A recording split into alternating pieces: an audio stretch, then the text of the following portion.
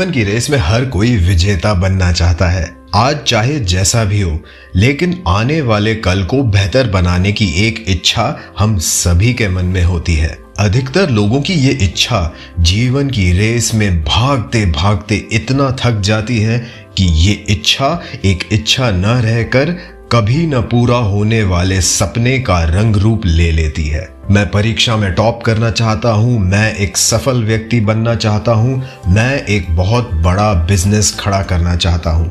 इस तरह की करोड़ों इच्छाएं हकीकत का रूप लेने को तैयार हैं। हम सभी अपनी अपनी इच्छाओं को पूरा करके एक विजेता बनना चाहते हैं, लेकिन क्या इन सपनों को हम आसानी से प्राप्त कर सकते हैं? क्या हम विजेता बन सकते हैं? जी हाँ, सपनों को प्राप्त किया जा सकता है, विजेता बना जा सकता है। यदि विजेता बनना आसान होता तो अधिकतर लोग असफल क्यों हो जाते हैं? आप खुद से ही पूछिए कि क्या आप सफलता के शिखर पर पहुंचना चाहते हैं? यदि हां, तो जरा बताइए कि क्या कारण है कि आप जिस सफलता को प्राप्त करना चाहते हैं उसे आज इतना दूर महसूस क्यों कर रहे हैं? मनचाही इच्छा को पूरा करके विजेता बनने के लिए लोग क्या क्या नहीं करते, लेकिन सफलता है कि मान ही नहीं रही, वो पास आने और गले लगने को तैयार ही नहीं है। सोचने की बात यह है कि आखिर कमी कहां रह जाती है?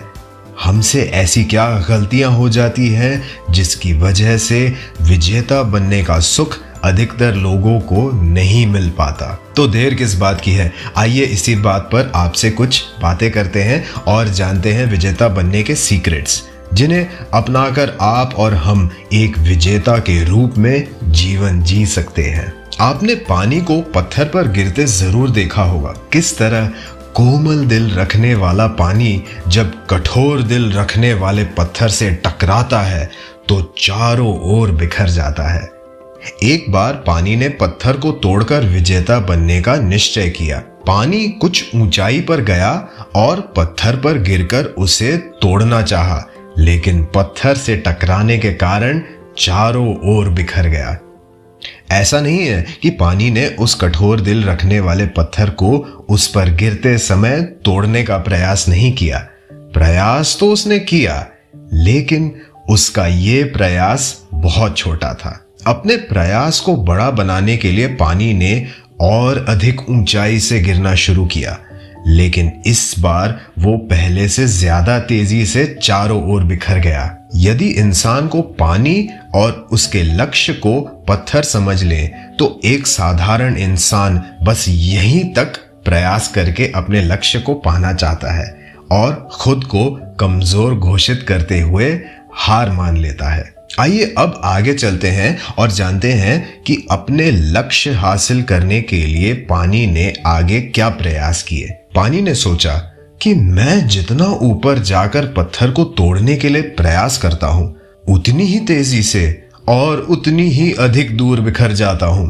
लेकिन इस बार और अधिक ऊंचाई से गिरने की ठान कर जैसे ही वो चला तो अचानक उसने देखा कि उसके दो प्रयासों से पत्थर अब बहुत साफ हो गया है और उस पर जमी मिट्टी अब हट चुकी है। वो बहुत खुश हुआ कि यदि मैं पत्थर पर जमी मिट्टी को अपने दो प्रयासों से काट सकता हूं, तो यदि लगातार प्रयास करते रहूं तो एक समय ऐसा आएगा जब मैं इस पत्थर को भी काट दूंगा। अब पानी कुछ और ऊंचाई पर गया और फिर से पत्थर पर गिरा, लेकिन इस बार वो और ज्यादा तेजी से चारों ओर बिखर गया। इस बार वो इतनी दूर तक बिखर गया कि उसे अपनी सभी बूंदों को समेटना बहुत मुश्किल हो गया। बहुत मेहनत के बाद किसी तरह उसने खुद को समेटा। अब वो ये समझ गया कि बहुत ज्यादा ऊंचाई से नहीं गिरना है, वरना खुद को समेटना मुश्किल हो जाएगा। दोस्तों, कुछ लोग भी यही गलती करते हैं। वो अपनी कैपेसिटी से ज्यादा या अपने पास मौजूद साधनों से ज्यादा उपयोग करके आगे बढ़ना चाहते हैं। ये अच्छी बात है, लेकिन यदि प्रयास में असफलता मिलती है तो खुद को दोबारा संभालना बहुत मुश्किल हो जाता है। इसलिए सफलता पाने के प्रयास में अपना खुद का 100% दीजिए, लेकिन ये भी ध्यान रखिए कि यदि इस प्रयास में सफलता नहीं मिली तो खुद को दोबारा प्रयास के लिए तैयार कर पाएंगे या नहीं। इसी बात को ध्यान में रखते हुए पानी ने निश्चय किया कि अब वो इससे और अधिक ऊंचाई से नहीं गिरेगा, वरना अगली बार पत्थर से टकराकर इतना दूर बिखर जाएगा कि खुद को संभाल नहीं पाएगा। अब उसने लगातार प्रयास का निश्चय किया।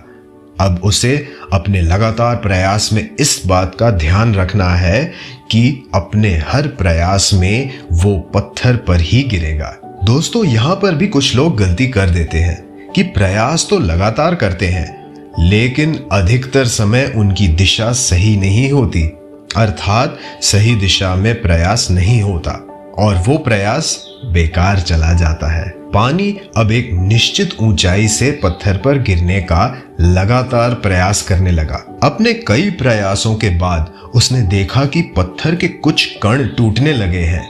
वो बहुत खुश हुआ, इतना खुश कि अगले कई दिनों तक उसने पत्थर तोड़ने का कोई प्रयास ही नहीं किया।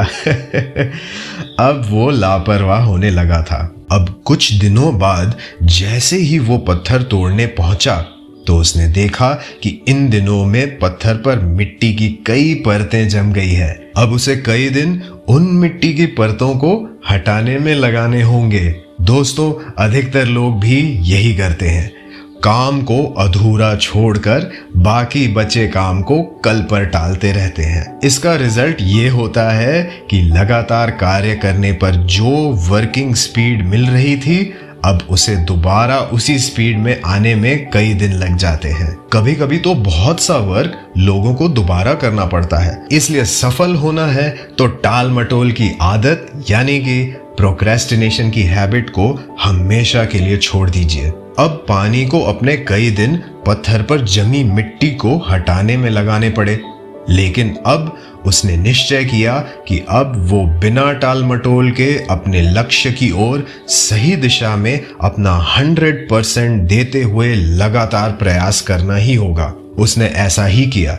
उसके हर प्रयास में धीरे धीरे पत्थर के कण टूटते जा रहे थे। एक दिन ऐसा आया कि पानी ने पत्थर पर आखिरी प्रयास किया और ये क्या, वो पत्थर टूट गया। पानी ने सफलता प्राप्त कर ली थी। अब सोचिए, जब पानी जैसी कोमल चीज इतने कठोर पत्थर को तोड़ने की हिम्मत और काबिलियत रखता है, तो आप तो फिर भी इंसान हैं। इंसान जिसे भगवान ने रचा है और इतना मजबूत बनाया है कि कितना भी बड़ा और मजबूत लक्ष्य हो उसे हासिल कर सकता है। जरूरत है तो बस खुद को पहचानने की और कुछ अच्छी आदतों को अपनाने की। यकीन कीजिए, आप एक विजेता हो और वो सब कुछ कर सकते हो जो चाहते हो। अब आप जान गए होंगे कि विजेता कैसे बना जा सकता है।